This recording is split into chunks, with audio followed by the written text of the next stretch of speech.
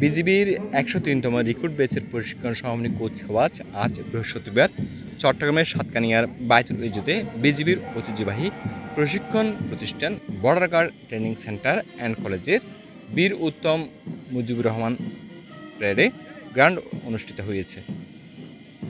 এতে প্রধান অতিথি হিসেবে উপস্থিত থেকে নবীন সৈনিকদের প্রশিক্ষণ সমাপনী কুচকাওয়াজ পরিদর্শন ও অভিবাদন গ্রহণ শেষে বক্তব্যে এসব কথা বলেন তিনি।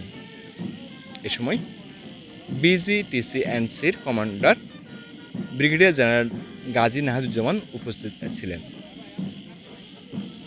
সকাল 9:30টায় বিজিবি মহাপরিচালককে সশস্ত্র সালাম প্রদানের মধ্য দিয়ে ১০৩তম রিক্রুট ব্যাচের নবীন সৈনিকদের শপথ গ্রহণ ও প্রশিক্ষণ সমাপনী কুচকাওয়াজ আনুষ্ঠানিকভাবে শুরু হয়। অভিবাদন গ্রহণ শেষে বিজিবি ডিজি নবীন সৈনিকদের উদ্দেশ্যে দিক নির্দেশনামূলক বক্তব্য প্রদান করেন। বক্তব্যের শুরুতে বিজিবি মহাপরিচালক ১৯৭১ সালের মহান মুক্তিযুদ্ধে জীবন উৎসর্গকারী তৎকালীন এফিআরের ৮১৭ জন অকুতোভয় বীর শহীদদের শ্রদ্ধাভরে স্মরণ করেন। একই সাথে ২০২৪ সালের জুলাই আগস্ট বৈষম্য বিরোধী ছাত্র আন্দোলন জনতার আন্দোলনে শহীদ সকল ছাত্র জনতাকে শ্রদ্ধাভরে স্মরণ করেন এবং আহতদের আশু আরোগ্য কামনা করেন।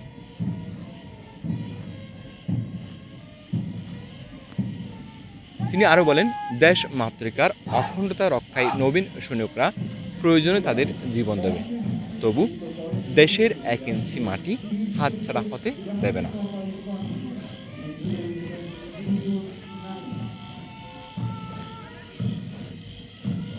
বক্তব্য প্রদান শেষে বিজিবি মহাপরিচালক ১০৩তম রিক্রুট ব্যাচের সেরা শৌকজ রিক্রুট হিসেবে প্রথম স্থান অধিকারী বক্ষ নম্বর ৫৭৪ সাইফ মিয়া এবং অন্যান্য বিষয়ে সেরা সৈনিকদের হাতে সফলতার জন্য ক্রেস্ট তুলে দেন।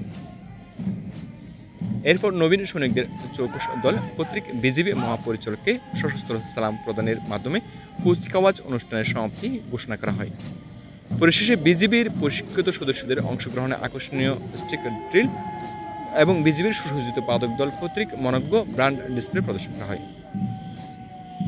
প্রশিক্ষণ অনুষ্ঠানে বিজিবির ঊর্ধ্বতন কর্মকর্তা, চট্টগ্রামের ও কক্সবাজার অঞ্চলের সেনা কর্মকর্তা, স্থানীয় বেসামরিক প্রশাসন ও পুলিশের ঊর্ধ্বতন কর্মকর্তাগণ, জনপ্রতিনিধি, গণ্যমান্য ব্যক্তিবর্গ এবং প্রিন্ট ও ইলেকট্রনিক মিডিয়ার সাংবাদিকবৃন্দ উপস্থিত ছিলেন।